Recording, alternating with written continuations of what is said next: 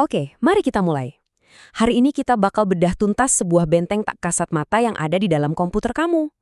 Berdasarkan riset mendalam dari James Forshaw di bukunya Windows Security Internals, kita bakal bongkar apa yang sebenarnya terjadi di balik layar. Siap ya?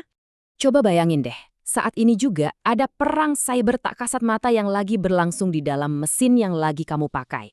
Nah, pernah nggak sih kamu benar-benar mikir gimana persisnya Windows itu melindungi data-data paling pribadi milikmu dari serangan malware atau peretas? Gimana sih cara kerja pelindungnya?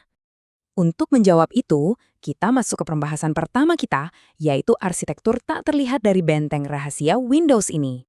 Skalanya tuh luar biasa besar loh. Ratusan juta perangkat sangat bergantung pada arsitektur tersembunyi ini setiap harinya.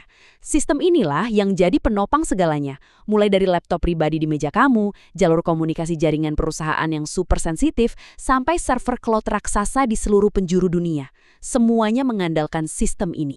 Sekarang kita masuk lebih dalam ke inti dari benteng keamanan ini, yaitu kernel Windows.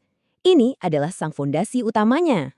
Di dalam kernel ini, ada satu komponen yang krusial banget namanya Object Manager. Bayangin aja Object Manager ini kayak dinding kokoh dan ruangan-ruangan fisik di dalam benteng kita tadi. Tugas utamanya itu menata dan menjaga setiap sumber daya, entah itu file kerjaan kamu atau registry key system dalam sebuah hierarki yang sangat ketat.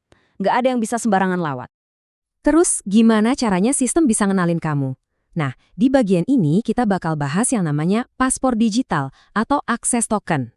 Gini konsepnya, setiap proses yang berjalan di komputer kamu, entah kamu lagi buka browser atau sekedar nyalain kalkulator, itu bakal dikasih access token. Paspor digital inilah yang secara resmi membuktikan ke penjaga sistem soal siapa kamu sebenarnya. Tanpa token ini, pergerakan kamu di dalam sistem benar-benar nggak akan diakui. Dan yang bikin menarik, paspor kamu ini isinya bukan cuma nama doang ya. Rinciannya itu sangat spesifik.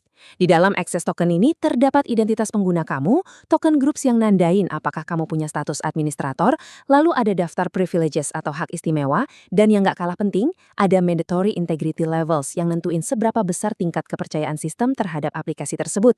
Lengkap banget kan? Tapi ya, punya paspor keren itu nggak ada gunanya kalau nama kamu nggak masuk di daftar tamu. Ini bawa kita ke pembahasan soal security descriptor, si pintu yang dijaga ketat. Coba kita bandingin keduanya biar gampang ngebayanginnya.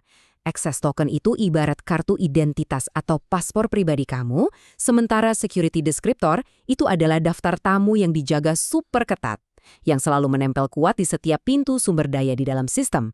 Kamu bawa paspornya, tapi paspor kamu bakal selalu dicek sama daftar tamu ini. Nah, di dalam security descriptor itu, ada satu bagian inti banget yang disebut DACL. DACL inilah wujud asli dari daftar tamu super presisi itu. Aturan-aturan di dalamnya lah yang mutlak nentuin apakah kamu bakal dikasih karpet merah buat akses penuh, atau malah langsung ditolak mentah-mentah pas mau masuk. Dan sekarang, kita sampai di momen pembuktiannya. Proses penentuan oleh sang penjaga pintu yang disebut access check. Kenalan dulu nih sama sang penjaga utamanya, Security Reference Monitor, atau kita sebut aja SRM. SRM ini adalah komponen kernel yang kerjanya benar-benar tanpa kompromi dan nggak pandang bulu. Anggap aja dia bouncer berbadan besar di depan pintu klub. Tugas dia cuma satu, yaitu memeriksa paspor digital kamu dan nyocokin datanya secara akurat dengan daftar tamu di pintu tadi. Waktu meriksa, sang penjaga ini jalanin protokol 3 langkah yang saklek banget. Pertama, pemeriksaan wajib buat ngecek tingkat integritas kamu. Kedua, pemeriksaan token buat memverifikasi hak istimewa yang kamu punya. Dan terakhir, pemeriksaan diskresioner di mana dia bakal mengevaluasi secara detail daftar tamu di DACL. Nggak ada yang bisa dilewatin. Setelah kamu ngelewatin evaluasi berlapis yang super ketat itu, keputusannya cuma ada 2. Kamu bakal nerima kode status sukses yang mulia, yang artinya operasi kamu boleh dilanjut, atau kamu bakal nabrak tembok tebal bertuliskan status access denied, akses ditolak.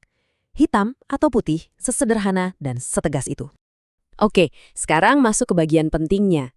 Kenapa sih semua arsitektur kompleks ini penting banget buat kita? Gimana dampaknya di dunia nyata? Alasannya sangat praktis dan dekat dengan keseharian kita. Proses rumit inilah yang terus-menerus mengisolasi basis data privat kamu dari jangkauan pihak luar. Sistem ini yang memblokir program-program jahat yang coba menyusup masuk, dan ini juga yang memungkinkan adanya sistem keamanan sandbox di web browser kamu. Intinya, ini adalah tameng pelindung kamu yang sesungguhnya. Seperti yang ditekankan oleh James Forshaw di bukunya, menguasai prinsip-prinsip keamanan ini tuh bukan sekedar ngafalin teori teknis loh. Pengetahuan ini benar-benar bisa memberdayakan kamu untuk bikin produk perangkat lunak yang jauh lebih aman, atau jadi fondasi kuat kalau kamu memulai riset keamanan kamu sendiri. Ini beneran game changer buat keamanan produk kamu. Jadi, mari kita tutup bedah materi kita kali ini dengan satu pertanyaan. Lain kali pas kamu lagi nyalain komputer dan login, coba tanyain ke diri sendiri. Apakah benteng digital tak kasat mata milikmu ini sudah benar-benar aman?